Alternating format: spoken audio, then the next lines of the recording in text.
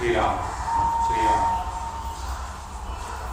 शुका सारिखे पूर्ण वैराग्य जाचे, वशिष्ठा परिज्ञान योगेश्वराचे, कवी वाल्मिका सारिखा मान्य ऐसा, नमस्कार माझा सद्गुरु रामदासा.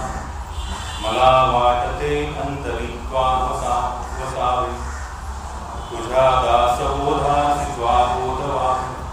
अपत्या परी पाववी प्रेमदासा, महाराजया सद्गुरु रामदास. जय जय रघुवीर समर्थ.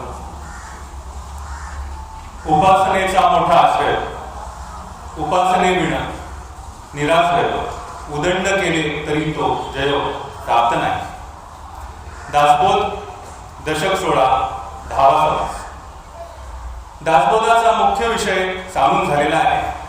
ग्रंथानाम दासबोध, गुरु शिष्यांचा संवाद. येथे बोलीला विशद भक्तिमार्ग, नवविधा भक्ती आणि ज्ञान, बोलिले वैराग्याचे लक्षण, बहुधा अध्यात्म निरोपिले.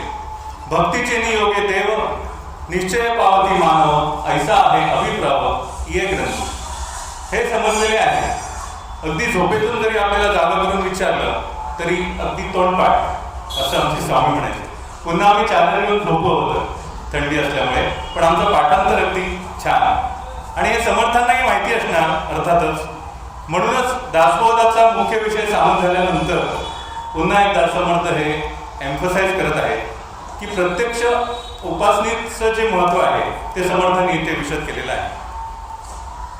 जनरली असं होतं की दिवसभरामध्ये आम्ही आपापल्या कामामध्ये बिझी असतो आणि आमचा दिवसभरात देवाशी संबंध फारसा येतोच असं होत नाही. लहान मुलांना घरचे मोठे सांगतात की सकाळी आधी देवाकडे नमस्कार कर, त्याच्यानंतर तुला चहा किंवा दूध काय ते मिळेल.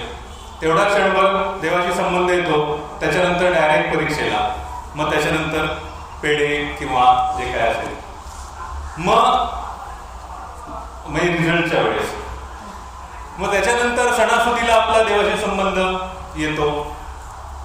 अशा प्रकारे जनरली कुठलीही गोष्ट ही नियमितपणे करायला माणसाला थोडा कंटाळा असतो. अथर्वशीर्ष म्हणायचं असं ठरवलं, 1-2 दिवस म्हटल्यानंतर मग ऑफिसला जायला उशीर होतोय किंवा काही, मग आज घाई झाली, आज राहू दे. मग 1 दिवस राहतो, मग 1 दिवसाचे 2 दिवस जातात आणि मग असं करता करता ती गोष्ट राहूनच गेली असं नंतर लक्षात येतं. आणि होतं असं की बऱ्याचदा या सगळ्या उपासनांचे परिणाम हे लगेच दिसत नाहीत आणि ती उपासना सुटून जाते. आपल्याला रिझल्ट ओरिएंटेड आपण असतो, म्हणजे असं आपण समजत असतो आणि आपल्याला सगळ्या गोष्टीचे फास्ट रिझल्ट हवे असतात. काही माणसं मात्र नित्यनेमाने आपली उपासना करताना देखील आपण पाहतो.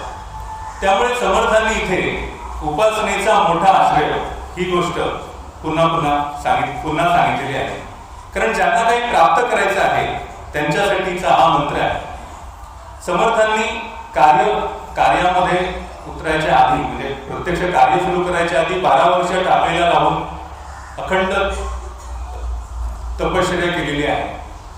आणि समर्थांनी उपासनेच्या बरोबरच बलोपासना आणि सांघिक उपासना यांची पण जोड समाजाला दिली. कारण उपासना ज्या देशामध्ये होईल आणि ज्या देहामध्ये होईल, ह्या दोन्ही गोष्टी अनुकूल असणं ही तेव्हाची गरज होती आणि आजची गरज आहे.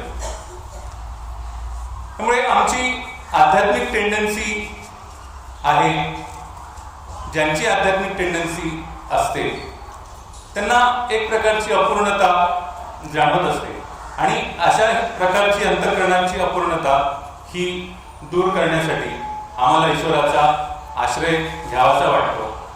आणि तो आश्रय घेण्यासाठी जी प्रक्रिया आहे त्या प्रक्रियेला उपासना असं म्हणतात.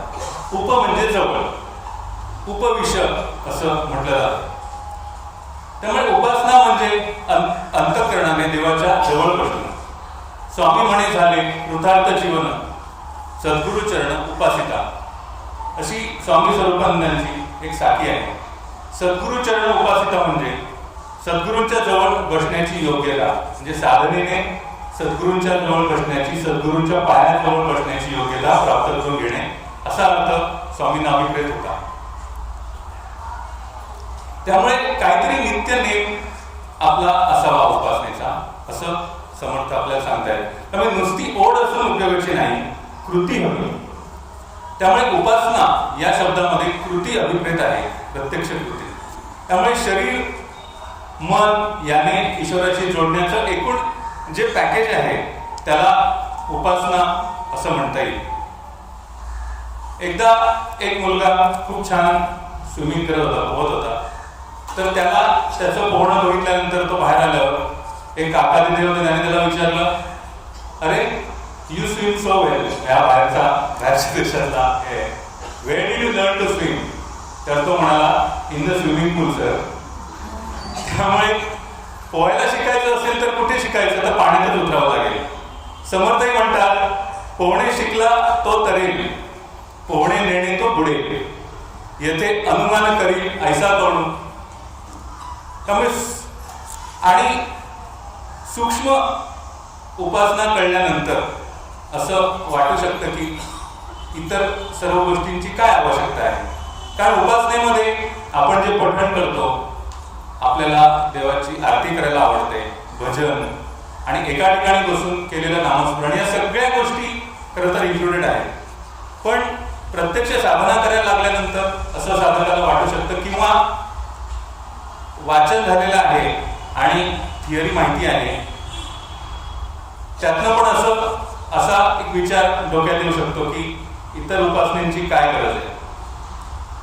मग ते निर्गुण सगुण वगैरे या सगळ्या गोष्टींचा जो गोंधळ होतो त्याच्यावरती समर्थ म्हणतात, निर्गुण गेले संदेहाने, सगुण गेले ब्रह्मज्ञाने, दोन्हीकडे अभिमाने वस केले.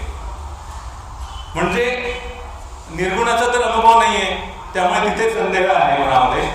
आणि सगुण म्हणजे ईश्वर हा काय सगुण थोडाच असतो असा विचार करून तिथेही म्हणजे असा थिअरिटिकली ब्रह्मज्ञानाचा विचार करून सगुण उपासनाही करत नाहीये. त्यामुळे दोन्हीकडे अभिमाने वस केले असं समर्थ म्हणतात. त्यामुळे असं आपण न करता सगुण निर्गुण वगैरे ह्या अशा प्रकारच्या उगीच तत्वज्ञानात्मक गोष्टी बाजूला ठेवल्या पाहिजेत आणि उपासनेला लागलं पाहिजे. कुठलाही अप्रोचने का असेना, पण देवा मला तू हवायस अशा प्रकारची भावना याला सर्वात जास्त महत्व आहे. त्यामुळे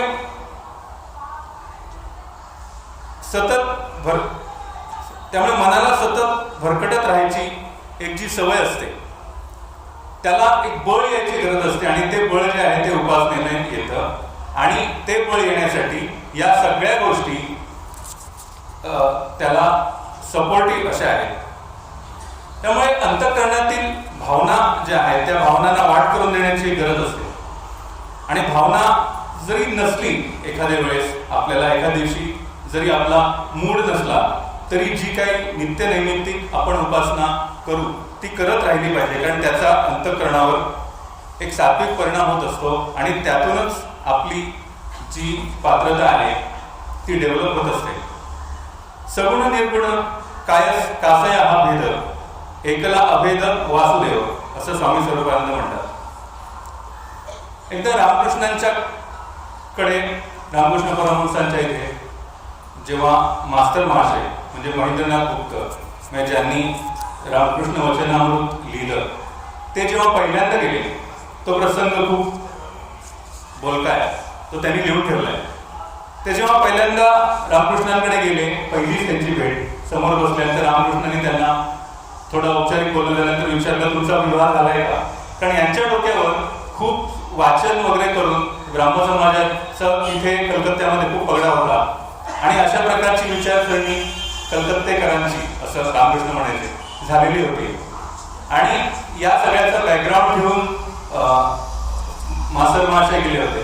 तर त्यामुळे त्यांना रामकृष्णांनी पहिलाच प्रश्न विचारला, तुमचं लग्न झालंय का? ते म्हणाले हो. तर रामकृष्ण म्हणाले, अरे रे, याचं तर लग्न झालंय असं त्या रामलालला ते म्हणाले. बरं, मुलं बाळ? हो महाराज आहेत. अच्छा, मुलं बाळ पण झाली? हो हो असं म्हणाले. मग म्हणाले की मी तुमचा चेहरा बघून, तुमचं कपाळ, तुमचे डोळे ही लक्षणं बघून तुमच्या ठिकाणी चांगली लक्षणं दिसत आहे. तुमचं कुटुंब कसं आहे, म्हणजे पत्नी कशी आहे, विद्याशक्ती का अविद्याशक्ती? त्यावर ते म्हणाले की तशी चांगली आहे पण अज्ञानीच. त्यावर रामकृष्ण एकदम म्हणाले, अच्छा, आणि तुम्ही ज्ञानी होय असंच ना?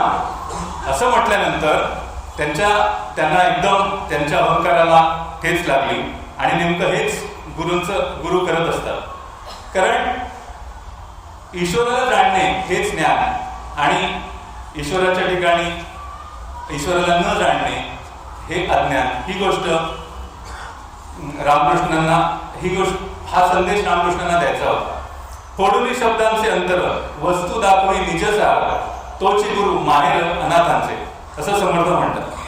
त्यामुळे उपासनेविना तो जयो प्राप्त नाही. म्हणजे काय तर मुख्य उपासना सोडून इतर गोष्टी केल्याने तो जय प्राप्त होणार नाही. जय कशावर तर मनावर. पण मनावर जय प्राप्त करायचा असेल तर उपासना करायला पाहिजे. त्यामुळे एक साधक म्हणून जी उपासना, जी साधना करतो त्यामध्ये आपल्या नेमकं चुकतं काय, ही गोष्ट बऱ्याचदा असं होतं की स्वतःला समजणं थोडं कठीण जातं. हा विषय सूक्ष्म असल्यामुळे गुरु, आपले सद्गुरू, तो विषय आपल्याला सोपा करून सांगतात. आपल्याला आतून ओढ असते, पण बऱ्याचदा काही जणांना ओढ असते पण मार्ग सापडलेला नसतो. उपासना होत असते पण जशी व्हायला पाहिजे तशी प्रगती होत नाही. काही वेळेस साधनेला वेळच मिळत नाही. वेळ असला तर काय करायचे याचा मार्ग सापडत नाही. काही साधकांना साधना समजून घेतल्यानंतर पूजा आदी या सर्व गोष्टी त्यांच्या सुटून जातात. तर काहींच्या बाबतीत वाचन अपाट आहे पण कृती काही नाही. गुरूंची प्रत्यक्ष भेट झालेली नाही किंवा देहाने गुरु जर नसतील किंवा आपण दूर राहत असू तर त्यांची सेवा आपल्याकडनं होत नाही अशी मनाला लागलेली सुटपूट, आणि या सगळ्यातनं देवाशी आपलं एक नातंच काही निर्माण झालं नाही अशी पण भावना असू शकते. हा साराच अननोन प्रांत आहे, किंवा आपण एखाद्या अंधाऱ्या बोगद्यामधून जातोय की काय अशा प्रकारची पण भावना साधकाला येऊ शकते. आणि या सगळ्या स्थितीमध्ये ईश्वर भक्ती हा जो विषय आहे तो समर्थ आपल्याला इथे समजावून सांगत आहे. कसा सांगतायत, सगळ्या विविध प्रॅक्टिकल आणि मायन्यूट ऍस्पेक्ट्सने ते समजावून सांगत आहे. भक्तीच का, तर आमचं काही फारसं इमोशनल सेटअप वगैरे नाहीये, त्यामुळे ईश्वराची भक्ती करावी अशी माझी फार टेंडन्सी नाहीये, किंवा मी स्वतःला ज्ञानमार्गी समजत असेल आणि यालाच मी स्वतःला ज्ञानमार्गी असं समजत असेल, किंवा मी पूजा वगैरे करतो, वाचन पण करतो, यालाच उपासना समजत असेल, तर समर्थांनी प्रारंभीच हा विषय विशद केलेला आहे की मुख्य भक्तीचा निश्चय हो, शुद्ध ज्ञानाचा निश्चय हो, आत्मस्थितीचा निश्चय हो, बोलीला असेल. आता मुख्य भक्ती, शुद्ध ज्ञान आणि आत्मस्थिती या तिन्ही गोष्टी एकाच ओळीमध्ये आलेल्या आहेत, कारण त्या तिन्ही एसेन्शियली एकच आहेत. आदिशंकराचार्यांनी भक्तीबद्दल भक्तीची व्याख्या करताना असं म्हटलंय, मुख्य मोक्ष कारण सामग्र्या भक्तिरेव गरीयसे, स्वस्वरूपानुसंधान भक्तिरित्या विधीयते. त्यामुळे मोक्षासाठी भक्ती हे श्रेष्ठ साधन आहे असं स्पष्ट सांगून टाकलेलं आहे. आणि भक्ती म्हणजे काय तर स्वस्वरूपानुसंधान म्हणजे भक्ती. आणि हाच विषय समर्थांनी नवविध भक्तीमध्ये अगदी डिटेलमध्ये मांडलेला आहे. या भक्तीची सुरुवातच श्रवणाने होते. भक्ती म्हटल्यानंतर सर्वसाधारणपणे अनेक रूढ कल्पना मनामध्ये असतात, पण भक्तीची सुरुवात ही समर्थांनी श्रवणानेच केली आहे. श्रवण म्हणजे तू आधी समजून घे, म्हणजे विषय जर समजून घेतला नाही तर पुढे त्याच्यामध्ये प्रगती कशी होईल.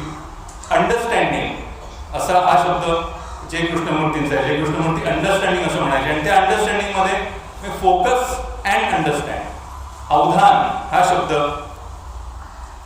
ज्ञानेश्वर महाराजांनी वापरलेला आहे. अवधान एकले तेजे असं ज्ञानेश्वर महाराज म्हणतात.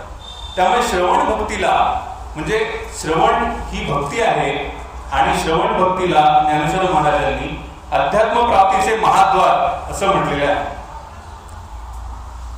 त्यामुळे श्रवण भक्तीचं वर्म काय तर सगुण चरित्रे ऐकावी, का ते निर्गुण अध्यात्मे शोधावी, श्रवण भक्तीची जाणावी लक्षणे यायची. सगुण चरित्रे ऐकावी म्हणजे सगुण चरित्रे म्हणजे कुठली, तर जी संतांची चरित्र आहे. आपल्याला संतांचं प्रत्यक्ष सहवास लावण्याचं जर भाग्य असेल तर ती खूपच मोठी गोष्ट आहे. पण तसं जर नसेल तर त्यांच्या चरित्रातनं आपल्याला त्यांचा सहवास नक्की लावू शकतो. गीतेमध्ये जे म्हटलंय की यद्यताचरती श्रेष्ठ तत्त तेवे तरोजना संयत प्रमाणम कृते लोकस्तरम वर्तते. त्यामुळे संतांचं जीवन हेच जिवंत शास्त्र आहे असं भगवंत पण म्हणत आहे. त्यामुळे आम्ही शास्त्राचं वाचन करून आपल्याला जे कळत नाही ते संतांच्या चरित्रामधून आपल्याला नेमकं कळतं.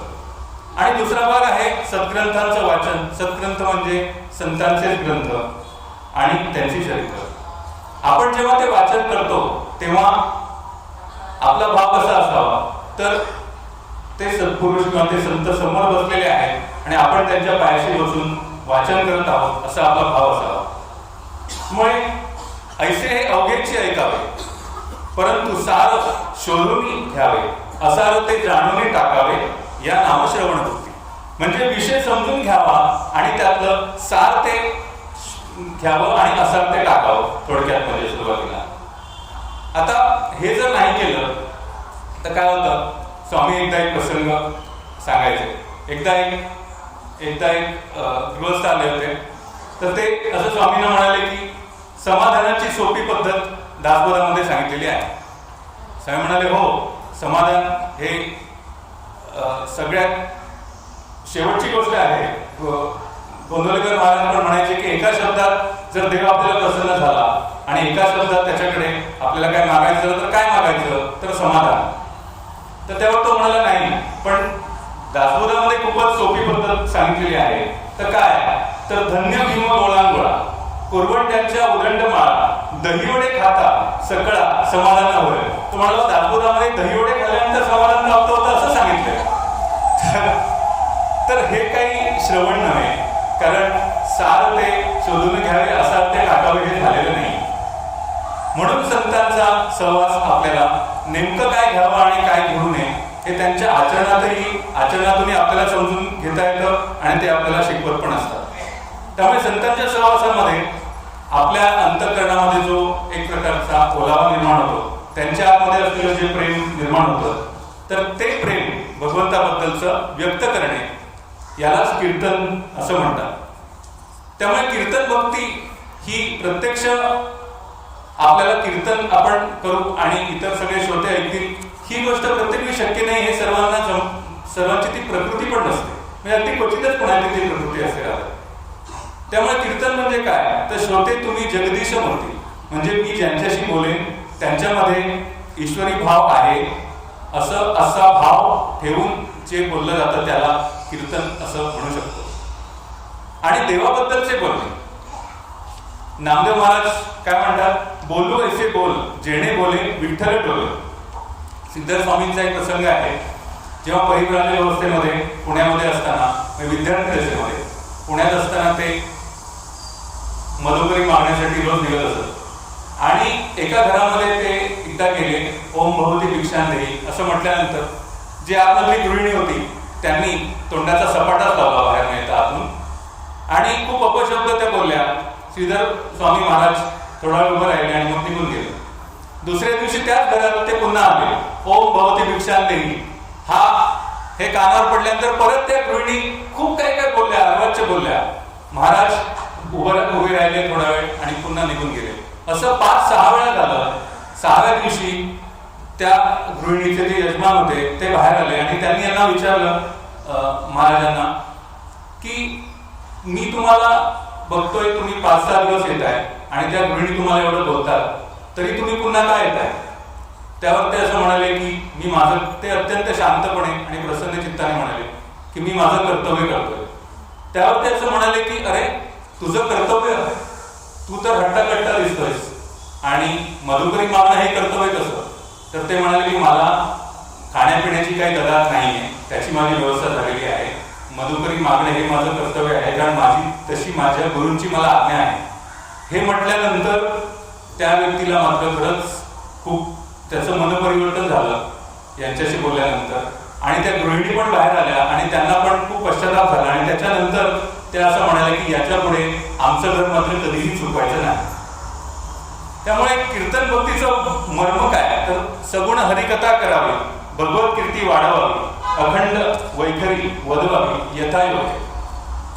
त्यामुळे कीर्तन भक्ती हे पॉलिसी मेकिंग नाही, कारण समोरच्या व्यक्तीमध्ये भगवंतच आहे असा जर भाव असेल तरच ते कीर्तन होणार, अन्यथा त्याला कीर्तन म्हणता येणार नाही. आणि ते समोरच्या व्यक्तीमध्ये भगवंताचा भाव आपण ठेवला तरच ती उपासना पण होईल. त्यामुळे अंतःकरणाची अशी स्थिती व्हायला इतर काळी ते अंतःकरण ईश्वराशी जोडणं जायला जो अभ्यास करावा लागतो त्यासाठी नामस्मरणासारखं साधन नाही. स्मरण देवाचे करावे, अखंड नाम जपत जावे, नामस्मरणे पावावे समाधान. स्मरण देवाचे असं म्हटलेले आहे, असं म्हणालेले आहे समर्थ. स्मरण रामाचे असं म्हणाले नाहीये, रामाचे भक्त असून सुद्धा. कारण देवाचे असं म्हणताना प्रत्येकाची देवाबद्दलची स्वतःची वेगळी धारणा असू शकते, हे समर्थांना मान्यच आहे. गोंदवलेकर महाराज नामस्मरणाला असं म्हणायचे की अंतःकरणाच्या नाम हे अंतःकरणाच्या उंबरठ्यावरील दिव्यासारखं आहे. ते दोन्ही ठिकाणी प्रकाश देतं, म्हणजे प्रपंच आणि परमार्थ. नामस्मरण ही मुख्य भक्ती आहे आणि ती सर्व भक्तींना भरून उरते.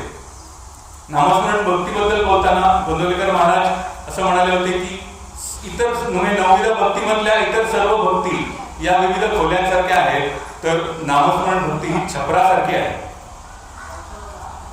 त्यामुळे आणि ते असंही म्हणाले होते, कारण नामस्मरण भक्ती म्हटलं की गोंदवलेकर महाराजांची तर आठवण, त्यांचं स्मरण आपल्याला होतच होतं. नामावतार असं त्यांना म्हटलं जातं. ते असं म्हणाले की 9 मैलाची जर वाट असेल, 9 मैलाची जर वाट असेल तर तिसऱ्याच मैलावरती आपलं गंतव्यस्थान प्राप्त व्हावं, तशी ही तिसरी भक्ती म्हणजे नामस्मरण भक्ती आहे. भाऊसाहेब महाराज केतकर म्हणजे गोंदवलेकर महाराजांचे अंतरंग शिष्य, ते असं म्हणायचे, ते नामस्मरण न म्हणता रामस्मरण असं म्हणायचे. कारण त्यामध्ये अस्तित्वाचा भाव धरून केलेलं नामस्मरण हे अभिप्रेत आहे. त्यामुळे रामस्मरण करत जा असं ते म्हणायचे. अन्यथा विष्णू विण जप असं होण्याची शक्यता असते. म्हणजे सत्यनारायण पूजा घातली असं म्हणण्याची एक साधारण कथा आहे. आमच्याकडे सत्यनारायण पूजा आहे, आम्ही पूजा करतो असं म्हणायच्या ऐवजी बऱ्याचदा स्वामी असं म्हणायचे की पूजा घातली. अरे पूजा घातली नाही, पूजा केली असं म्हणा. माधवनाथ स्वामी त्याच्यावरती असं म्हणायचे की सत्यनारायणाचं मर्म काय तर सत्य तोच नारायण, सत्यवचन हे त्याचं मर्म आहे. त्यामुळे विष्णुविण जप याच्यावर कबीरांचा एक दोहा आहे, माला तो करमाय फिरे और जीव मुखमानी, मनवा तो दश दिशा फिरे ये तो सुमिरण नाही. आणि दुख में सुमिरण सब करे, सुख में करे न कोय, जो सुख में सुमिरण करे सो दुख काय को होय. दुःख काय को होय असं म्हटलेलं आहे, दुःख काय को आहे असं म्हटलेलं नाही. त्यामुळे प्रारब्धवशात जे येईल ते येईल, पण त्याचा परिणाम मनावर होणार नाही जर नामस्मरण आपण करत असू तर. पुढे असं म्हणतात कबीरदास, सुखमे सुमिरण ना किया, सुखमे सुमिरण ना किया, दुख में करते याद, कहत कबीर ता दास की कौन सुने फरियाद. त्यामुळे सुखामध्ये असताना नामस्मरण घेतलं नाही, दुःखामध्ये नामस्मरण घेतलं तर आपण कुठल्या तोंडाने देवाकडे जाणार. गोंदवलेकर महाराज असं म्हणायचे की स्तोत्र म्हणणे, भजन करणे वगैरे या ज्या गोष्टी आहेत या देवाशी पत्राद्वारे संपर्क केल्यासारख्या आहेत, पण नामस्मरण भक्ती म्हणजे देवाशी प्रत्यक्ष बोलणं आहे. आणि नामस्मरण भक्तीला कुठल्याही स्थळ कालाचं बंधन नाही. नित्य नेम प्रातःकाळी, माध्यान्हकाळी, सायंकाळी नामस्मरण सर्व काळी करीत जावे. चालता बोलता धंदा करिता, खाता जेविता सुखी होता, नाना उपभोग भोगिता नाम विसरू नये.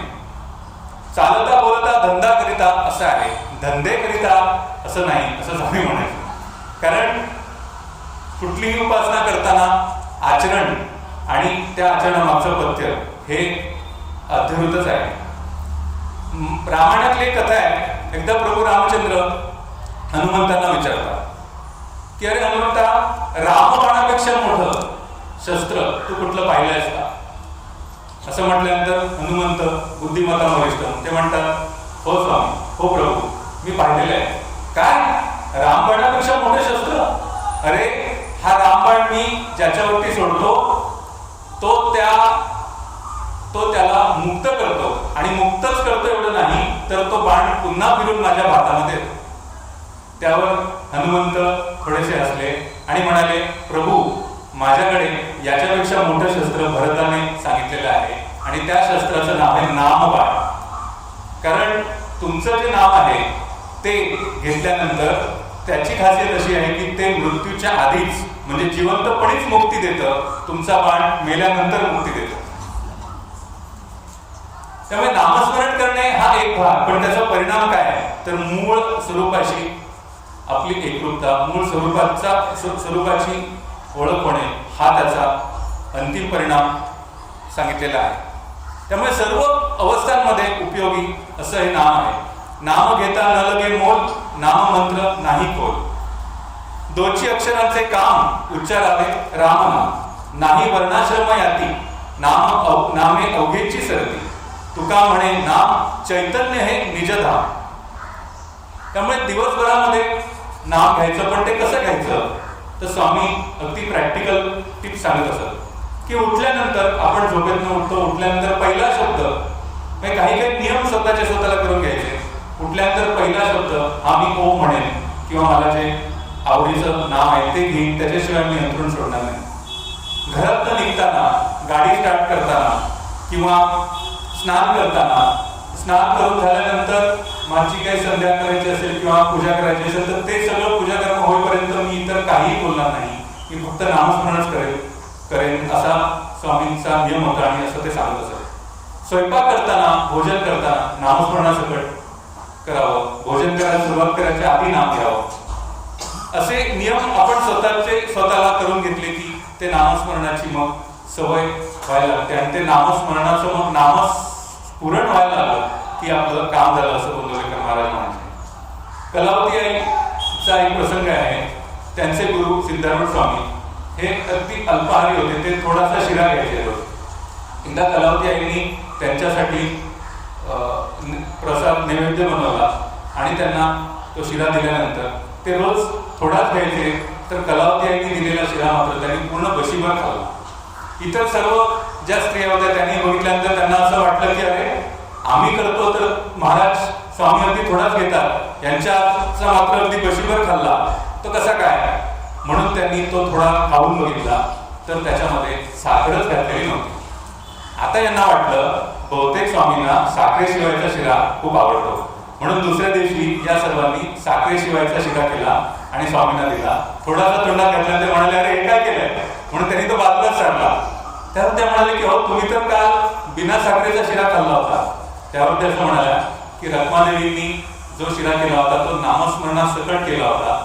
सतत ओम नमः शिवाय हा जप करत पूर्ण अंतःकरण त्याच्याशी एकरूप करून हा शिरा केला होता, त्यामुळे त्याची गोडी त्या शिराला होती.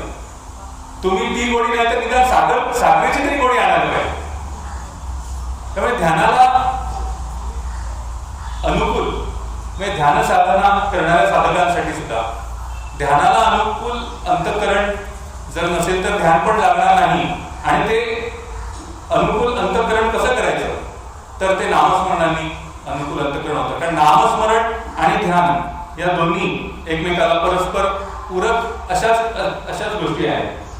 रमण महर्षीचं एक वाक्य आहे, ते असं एका ठिकाणी म्हणाले की Wien you meditate for 1 or 2 hours in the morning, that current of meditation will take you through a meditative mood across the day.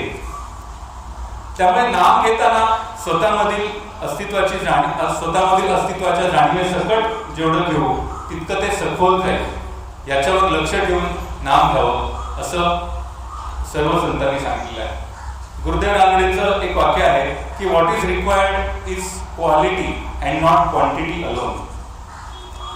एकदा गोंदवलेकर महाराज असं एक प्रसंग सांगत असत. एक वैद्य होते आणि ते सर्व रोग्यांना जे औषध देत, कोणाला दुधामधनं देत, कोणाला मधामधनं काढून देत, पण एक दिवस त्यांचा मुलगाच आजारी पडला, तर त्याला मात्र त्यांच्याजवळ असलेला एक भस्म होतं, तिची मुठभर भस्म दिल्याने तो बराबर गेला. तसं महाराज महाराजांनी असं सांगितलं की मी माझ्या सर्व शिष्यांना, सर्व भक्तांना नामस्मरण, अखंड नामस्मरण करा, नेम करा हे सांगत असतो. पण जे अगदी माझ्या जवळचे आहेत त्यांना एवढं सांगतो की अनुसंधानात राहा. अनुसंधान हे नामस्मरणाचं मर्म आहे. त्यामुळे हे असं सतत अनुसंधान ठेवण्याचा प्रयत्न करणं आणि प्रामाणिकपणे सद्गुरूंनी सांगितलेली साधना करणं, हीच गोष्ट म्हणजे गुरुसेवा ही आहे. आणि पादसेवन ही जी भक्ती आहे त्याचं मर्म तेवढंच आहे. त्यामुळे नामस्मरण हे पादसेवन भक्तीशी इथे अगदी जोडलेलंच आहे. त्यामुळे पादसेवन म्हणजे दुसरं तिसरं काही नसून गुरूंनी सांगितलेली साधना करणं म्हणजेच पादसेवन. पण पादसेवन या भक्तीमध्ये अनेक गैरसमज पण आहेत. कारण त्या शब्दातनं पण असं वाटू शकतं की गुरूंचे पाय चेपून द्या. स्वामी असं गमतीने म्हणायचे की गुरूंचे पाय दुखतच नसतील तर उलट चेपल्यामुळे दुखायला लागतील. आणि इतके सगळ्या शिष्य संप्रदाय प्रत्येक जण गुरूचे पाय चेपतोय म्हणजे गुरु अक्षरशः जेरीलाच येतील. त्यामुळे अशा प्रकारचं आणि या समासामध्ये फिजिकल एस्पेक्ट गुरुसेवेचा कुठलाही अभिप्रेत नाही.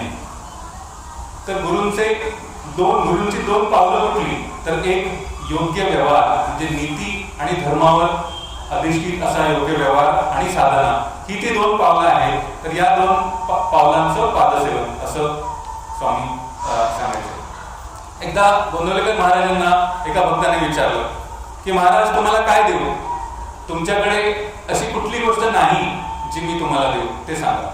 महाराज विचार करून म्हणाले की माझ्याकडे एक गोष्ट ना अजिबात नाहीये, ती तुम्ही दिली तर मला खूप आनंद होईल आणि ती म्हणजे देहबुद्धी. देहबुद्धी ते आत्म करावी सदा, देहबुद्धी ते आत्मबुद्धी करावी, सदा संगती सज्जनांची धरावी. हाच सर्व अध्यात्माच्या प्रवासाचा गाभा आहे. त्यामुळे देहबुद्धी म्हणजे पर्सनॅलिटी सेल्फ आणि आत्मबुद्धी करताना मधला जो प्रवास आहे तो साधनेच्या मार्गाने आहे.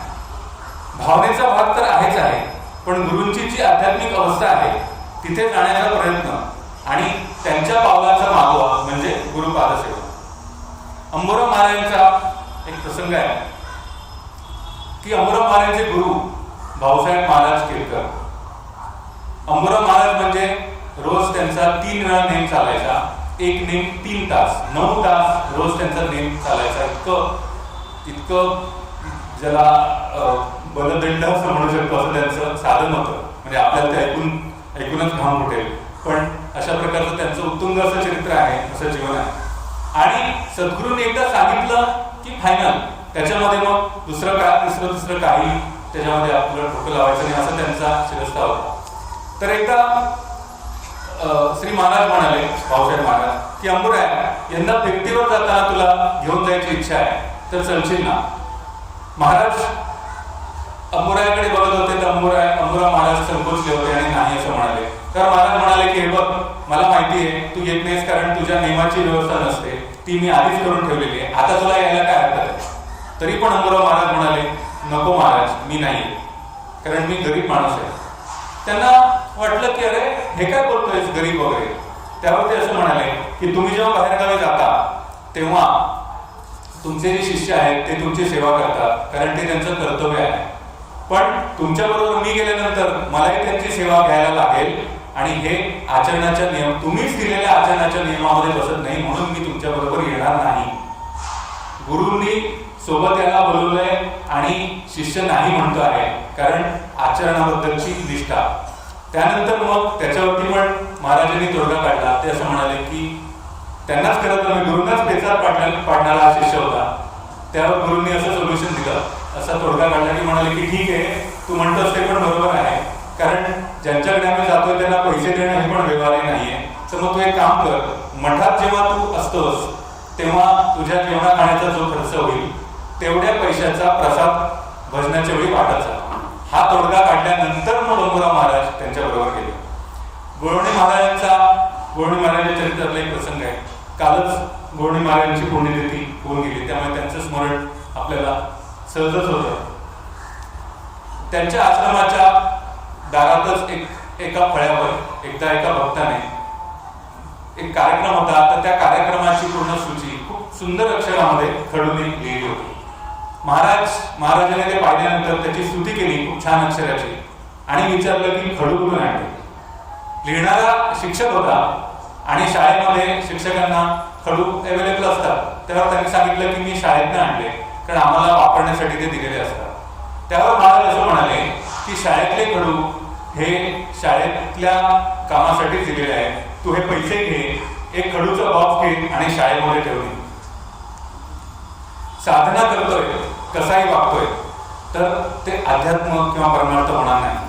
गोंदवलेकर महाराज असं म्हणायचे, चाळण घेतली आणि त्याच्यामध्ये जर दूध जरी घातलं तरी ते टिकणार नाही, ते सगळं गळून जाईल. तसं आचरणाचं पण पथ्य आहे. जेणे विठ्ठल मात्रा घ्यावी त्याने पथ्य सांभाळावं. त्यामुळे माणसाने राष्ट्रभक्तीला, नीतिमत्तेला धरून असावं असं स्वामी पण सांगतात. त्यामुळे अशा प्रकारचं वातावरण ज्या घरामध्ये आहे तिथे समाधान पण सहजच निर्माण होतं आणि एक छान समाधानी वातावरण, प्रसन्न वातावरण पण निर्माण होतं. आणि अशा वातावरणामध्ये ईश्वरी भाव विकसित करण्यासाठी जी प्रेमाची अभिव्यक्ती करता यावी यासाठी अर्चन भक्ती सांगितलेली आहे.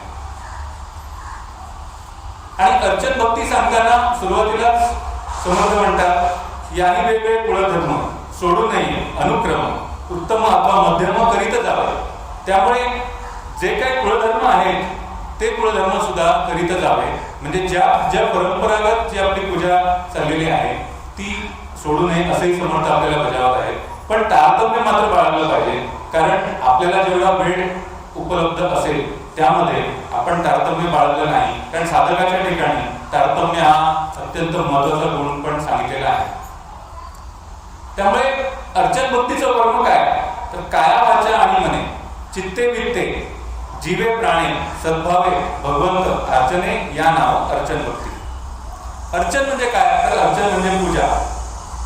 सर्व प्रकारात ही गृहस्थाश्रमामधली खरं तर अर्चन भक्ती गृहस्थाश्रमात मुख्यत्वे सांगितलेली आहे.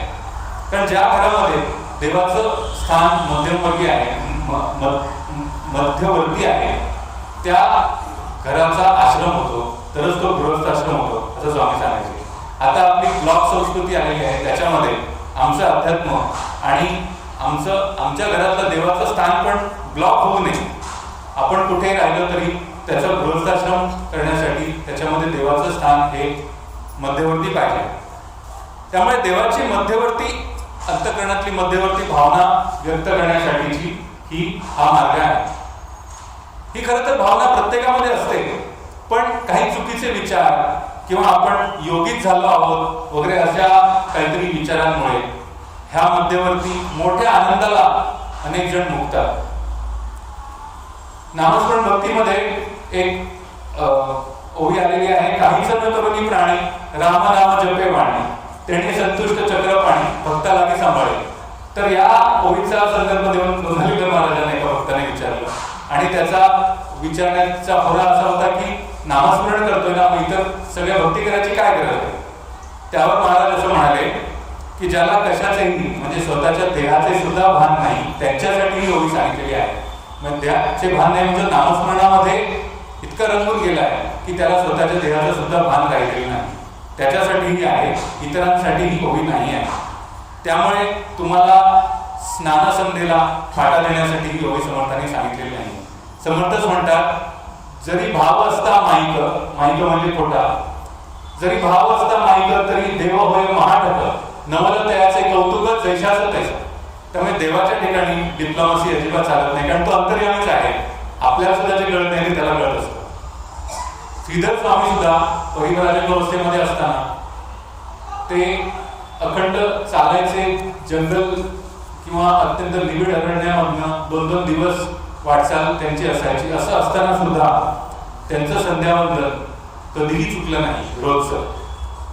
त्यामुळे नॅचरल मनातली नैसर्गिक ही जी अभिव्यक्ती आहे ती व्यक्त करायला मूर्तीपूजा हे अत्यंत सुंदर असं साधन आहे.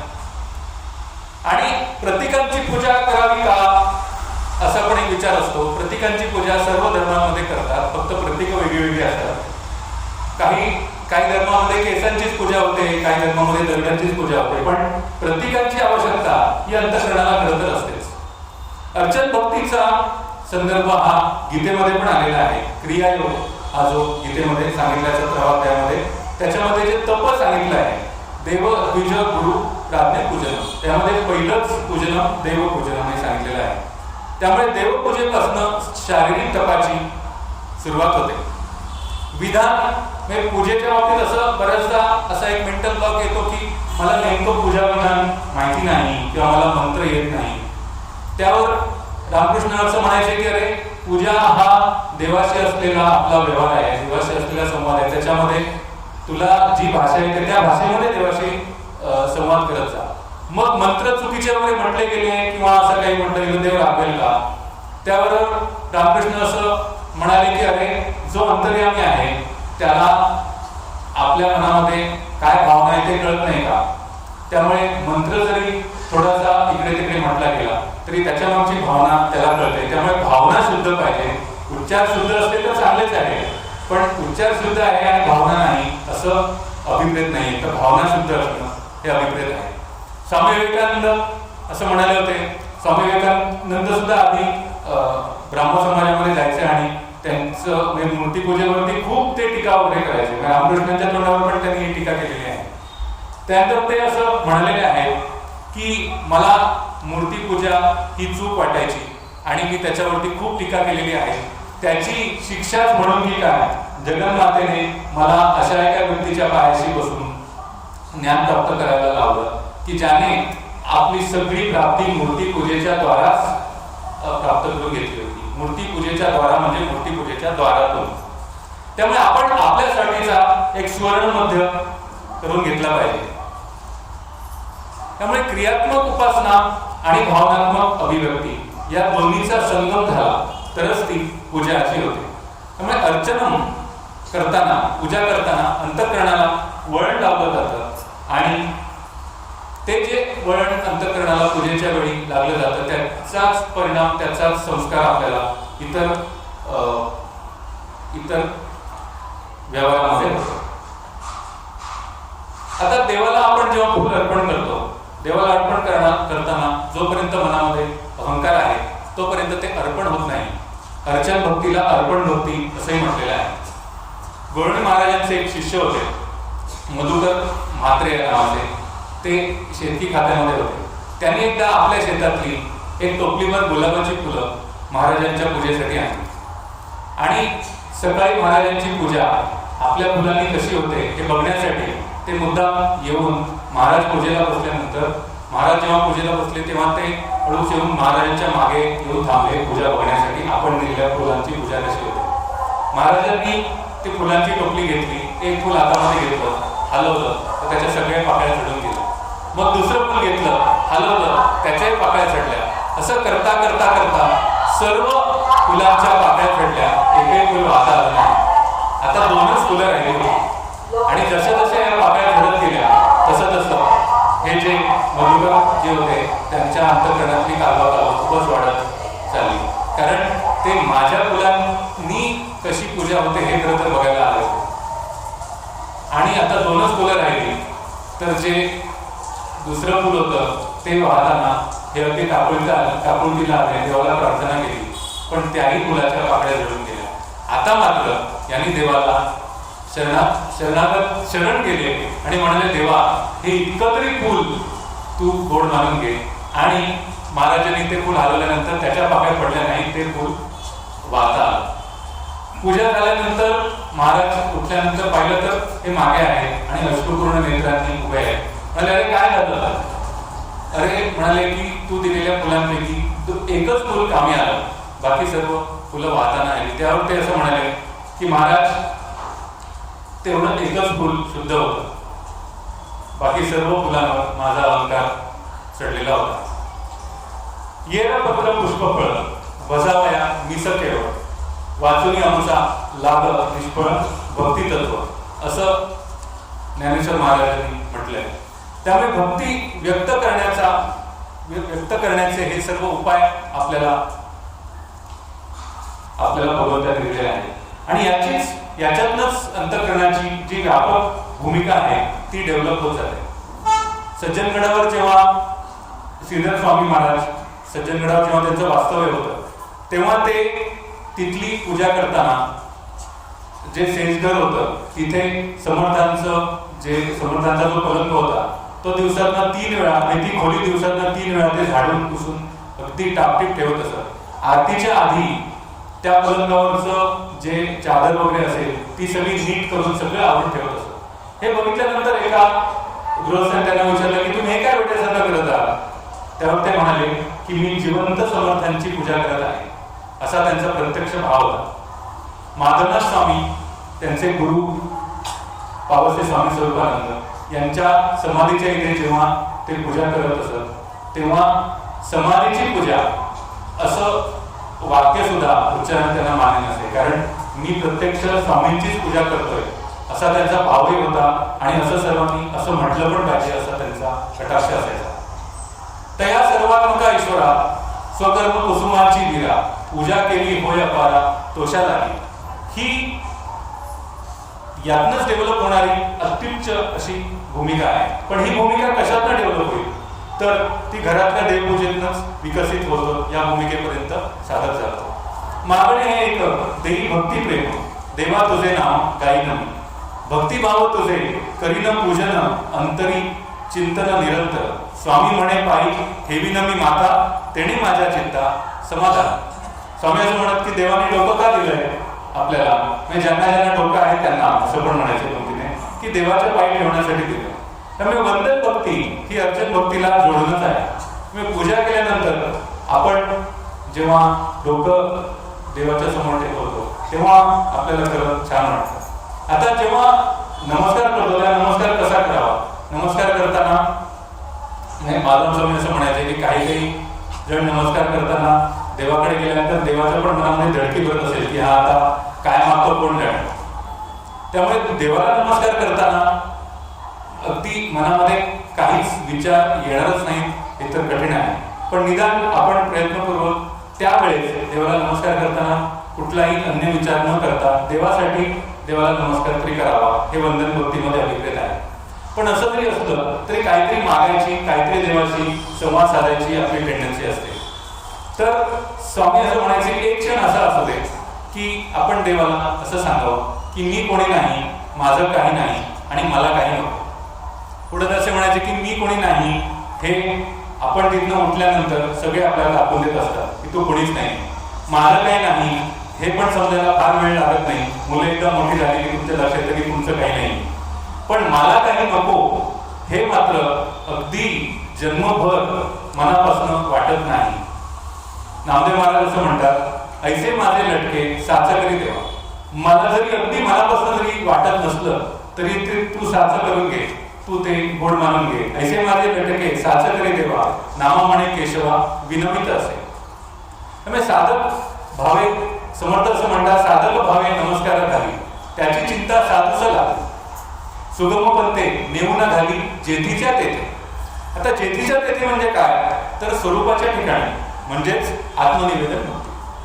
आत्मनिवेदन भक्ती म्हणजे अंतःकरणाची भूमिका ही सर्व भक्ती, म्हणजे आत्मनिवेदन भक्तीमध्ये ही सर्व भक्तीमध्ये पण तशीच अनुष्ठित आहे. खरं तर जशी नामस्मरण भक्ती आहे तशी. आणि दास्य आणि सख्य ह्या भक्ती मात्र ज्ञानोत्तर भक्ती आहे. त्याच्याबद्दल अगदी दास्य हा शब्द म्हणजे दास्य भक्तीबद्दल बोलताना दास म्हणजे गुलामी किंवा दास्य म्हणजे गुलामी असंही म्हटलं जातं. तर असं जर कोणी म्हणत असेल तर दोनच दासांकडे बघितलं तर लक्षात येतं की दास्य भक्ती म्हणजे काय. एक म्हणजे हनुमंत आणि दुसरे म्हणजे समर्थ रामदास. दास डोंगरी राहतो यात्रा देवाची पाहतो देव भक्तासवी जातो ध्यान रूपे असं समर्थ म्हणतात. त्यामुळे समर्थांचं गुरूंचं स्थान कुठे तर दास डोंगरी राहतो यात्रा देवाची पाहतो. तर त्या गुरुतत्वाकडे जायचं असेल तर कसं जायचं तर ध्यान रूपे. त्यामुळे ध्यानयोग म्हणजे काय तर ध्यानयोग म्हणजे आत्मनिवेदन भक्ती. या भक्तीबद्दल समर्थ म्हणतात नवमी भक्ती ते आत्मनिवेदन न होता न चुके जन्ममरण इतकं महत्व या भक्तीचं सांगितलेलं आहे. हे वचन सत्य प्रमाण अन्यथा नव्हे. उपासनेचा अंतिम टप्पा अशी नामस्मरण भक्ती समर्थ सांगत आहे. ऐकत ज्ञानाचे लक्षण. ज्ञान म्हणजे आत्मज्ञान. पाहावे आपणासी आपण या नाव ज्ञान. त्यामुळे ज्ञानाची स्वच्छ व्याख्या समर्थांनी केलेली आहे आणि नुसती व्याख्याच नाही तर त्याचा स्टेप बाय स्टेप प्रोसेस समर्थांनी दासबोधामध्ये आणि या भक्तीमध्ये दिलेला आहे. त्यामुळे देव सगळीकडे आहे. पूर्वापार जेव्हा माणसाने याच्यावरती विचार करायला सुरुवात केली त्यामुळे देव सगळीकडे आहे, एक अचिंत्य शक्ती आहे याची जाणीव होत होती. पण त्याचा अनुभव कसा घ्यायचा, तर त्याचा अनुभव कसा घ्यायचा याच्यावरती जेव्हा ऋषीमुनींनी विचार केला, चिंतन केलं, तेव्हा त्यांच्या असं लक्षात आलं की तो स्वतःच्या आतमध्येच घ्यावा लागेल. आणि हा जो आपल्या आतमध्येच घ्यायचा जो अंतर्यामी असं त्याला समर्थ म्हणतात, हा जो शोध घेण्याची जी प्रक्रिया आहे त्याला आत्मनिवेदन भक्ती असं म्हणतात. त्यामुळे आत्मनिवेदन भक्ती म्हणजे प्रत्यक्ष ध्यान योग, ते तत्वज्ञान नव्हे. ते समर्थ म्हणतात तस्मात विचार करावा. म्हणजे प्रोसेस ती सांगत आहे, तस्मात विचार करावा, देव कोण तो ओळखावा, आपुला आपण शोध घ्यावा अंतर्यामी. तस्मात विचार करावा म्हणजे काय करावं, तर विचार करावा म्हणजे विचार करत बसावं असं नाहीये, तर तस्मात विचार करावा म्हणजे आपला आतमध्ये वेध घ्यावा असा त्याचा अर्थ आहे. आपल्या स्वच्या स्वरूपामध्येच देव आहे आणि आपल्या अंतर्यामी असलेला अंतरात्मा, आपल्यामध्ये असलेलं जे स्वची जी जाणीव आहे त्याचा वेध घेणं म्हणजे आत्मनिवेदन. आणि ती स्वतःची स्वतःलाच करायला लागते, कारण ध्यानाचं कॉन्ट्रॅक्ट देता येत नाही असं स्वामी म्हणायचे. ती एकवचनी प्रथम पुरुषी असं खरं तर सर्वच साधना सर्वच परमार्थ हा एकवचनी प्रथम पुरुषी आहे. पण आत्मनिवेदन भक्ती तर काही सब कॉन्ट्रॅक्ट करता येत नाही. आणि ही अशी भक्ती आहे की ज्याच्यामध्ये काही बाह्य उपचार नाही.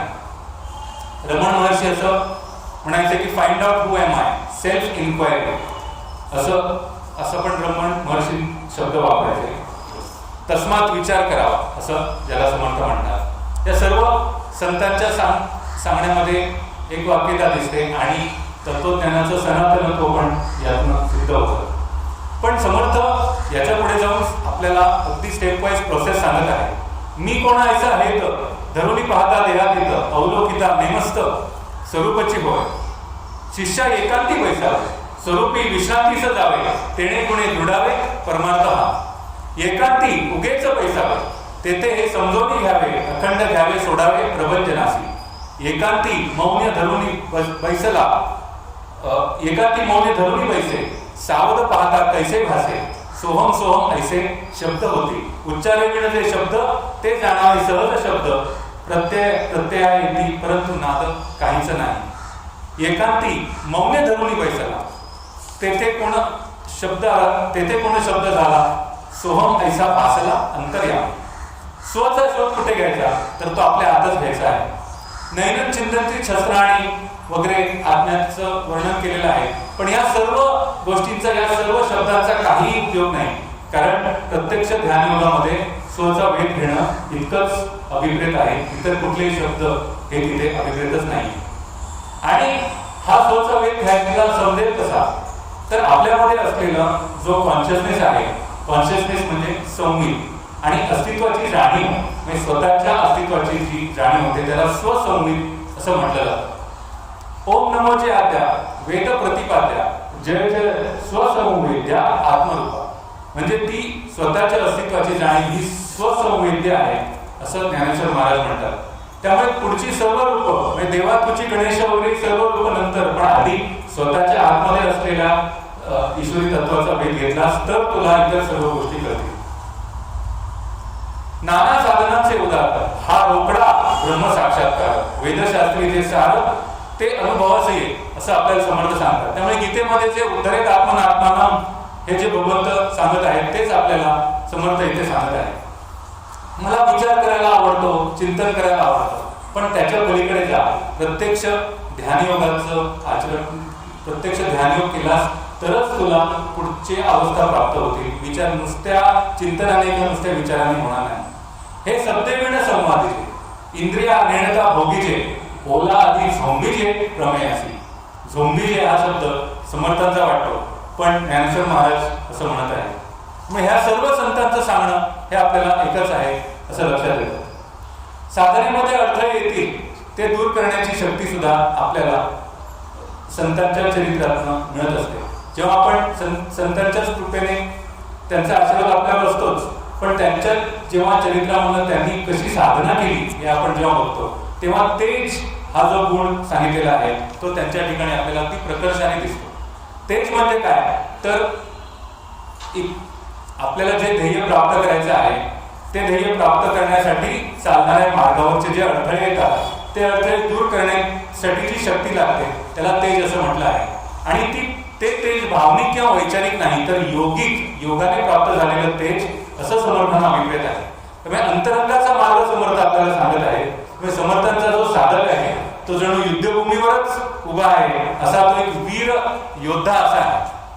साधक लक्षणामध्ये समर्थ म्हणतात, भेदाचा मडगा मोडीला, अहंकार सोडून पाडीला, पायी धरून आपटीला संदेह शत्रू, भवभयासी भडकाविले, काळाचे टांगे मोडले, मस्तक हाणवली पाडिले, जन्म मृत्यूचे, मोहासी मध्ये मोडले, दुःखासी दुधडचे केले, शोकासी खंडून सांडिले एकीकडे, स्वरूपी घातले मना, यातनेशी केली यातना, म्हणजे यातनेलाही यातना दिली, साक्षेप आणि प्रयत्ना प्रतिष्ठिले, अभ्यासाचा संघ धरला. मी संघ धरला आपण कशाचा, इतर संघ सोडले आणि अभ्यासाचा संघ धरला.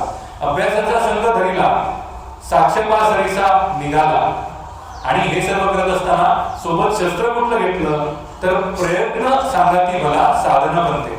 सोबत शस्त्र घेतलंय, प्रयत्नांचं साधन बनते. त्यामुळे त्या साधकाचा मोठं काय, त्याची वॉर क्राय काय, येची जन्मे येण्याची काय, संसारी होईचे निराळे, मोक्ष पाविजे निश्चय स्वरूपाकार. समर्थांना प्रचितीचाच मार्ग अभिप्रेत आहे. अगार्य प्रचितीचे लोक प्रचित असता प्रचित नसता अवघा शोक हो, रघुनाथ कृपेने राहो प्रत्यय निश्चयाचा. येथे अनुमान राहिला तरी परमार्थ केला तो वाया गेला, प्राणी संशयी बुडाला प्रचिती मिळणार, असं समर्थ म्हणतात.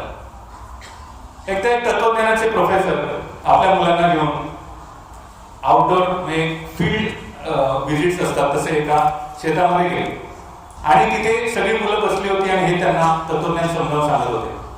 काय चाललंय बघण्यासाठी तिथला एक गरीब अडाणी शेतकरी आपल्या काही बैलांना घेऊन आला आणि तो पण ऐकायला बसला.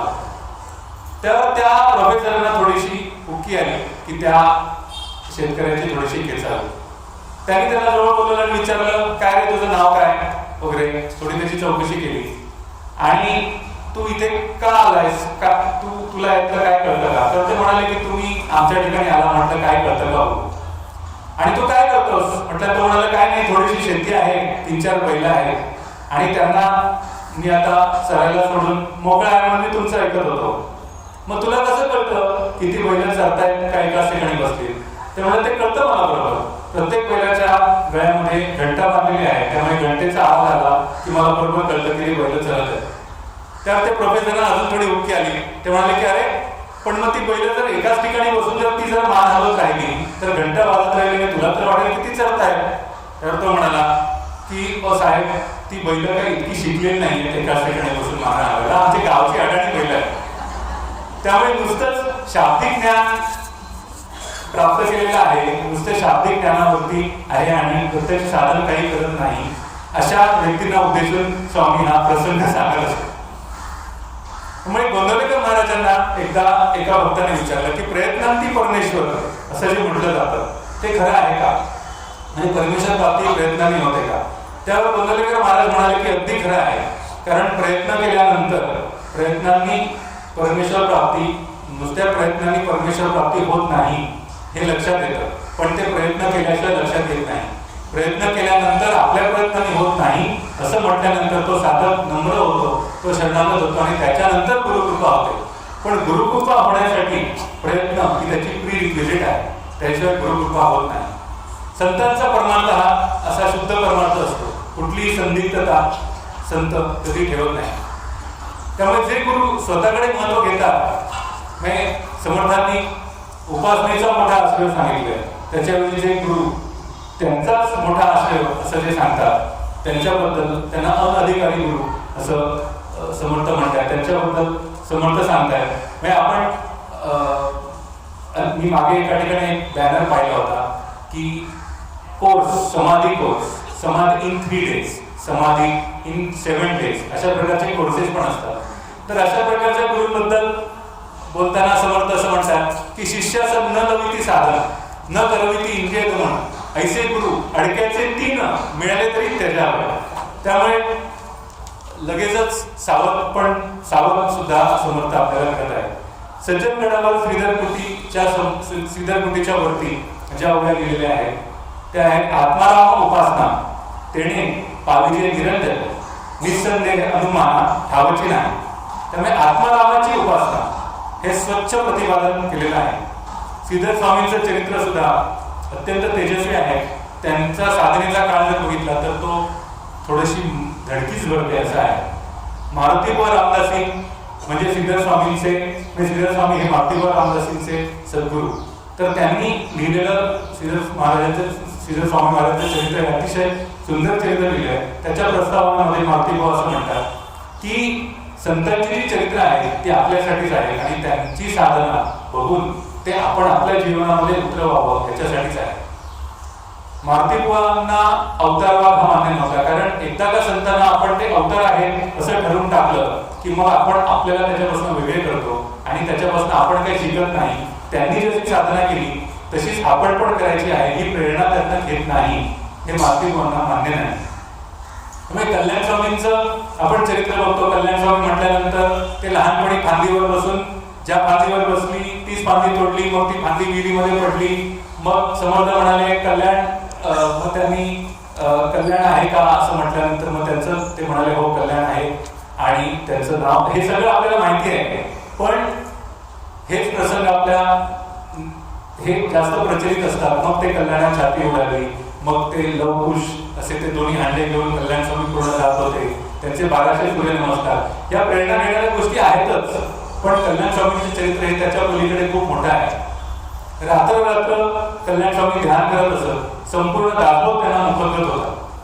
कल्याण स्वामींचं एक अभंग आहे, सुखरूप जाळलो स्वामी तुमची या पादसेवे, कल्याण माझे झाले रंगलो सोहम भावे, चित्त हे वृत्ती माझी चैतन्य मुराली, संतोष स्वात्मसुख अनुभव किल्ली दिजली, निर्विकल्पी वासच राहला अनुभव बोलू विश्व हे नाही अवघे श्रीराम स्वरूपी पाहिजे. उद्या स्वामी विवेकानंदांची जयंती आहे, त्यामुळे त्यांचे स्मरण आपल्याला होतच होतं. रामकृष्ण संघाचं जे ब्रीद स्वामी विवेकानंदांनी जे रामकृष्ण संघाचं ब्रीद ठेवलं ते आत्ममोक्षार्थ जगद्गीताचं असं होतं.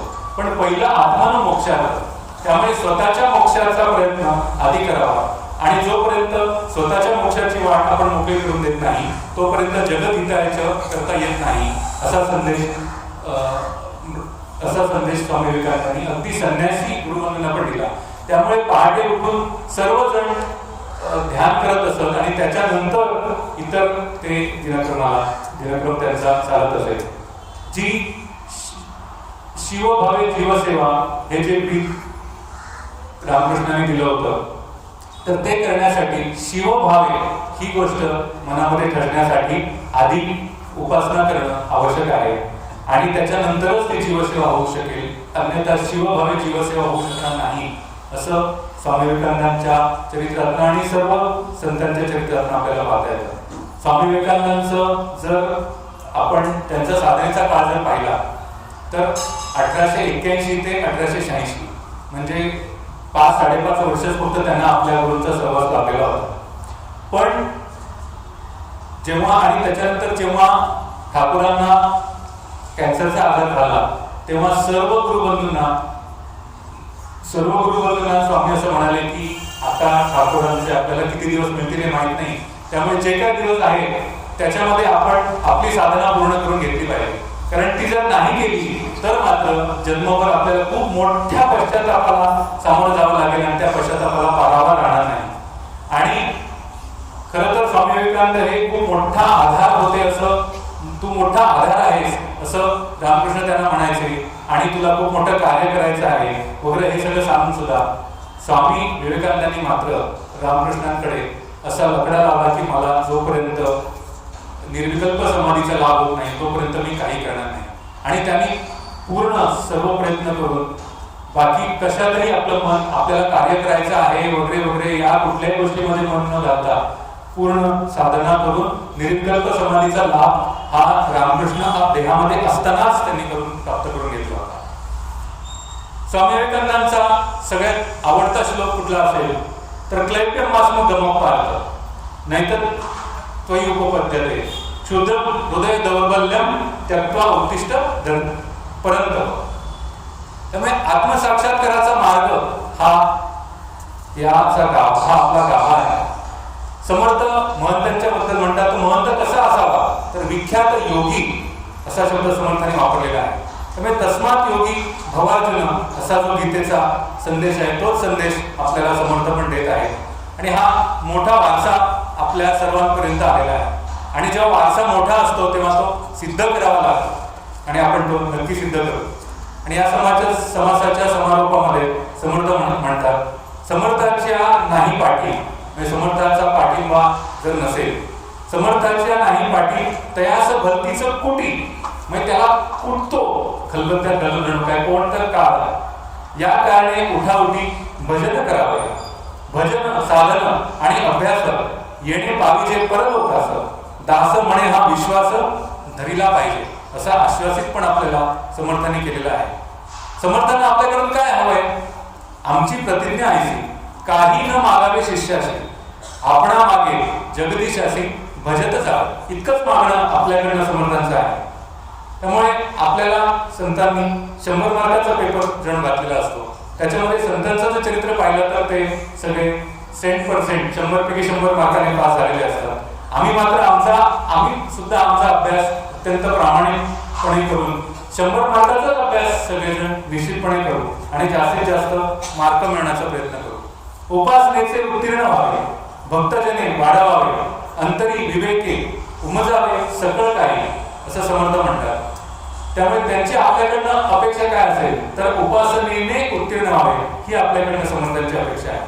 त्यासाठी लागणारं जे आंतरिक बळ आहे जे मार्गदर्शन आहे ते आपल्याला समर्थ करतच आहे पण चालायचं मात्र आपल्यालाच आहे. समर्थांच्याच प्रेरणेने हा जो अभ्यास झाला हा जो स्वाध्याय झाला हा त्यांच्या चरणी मी अर्पण करून घेते विराम. जय जय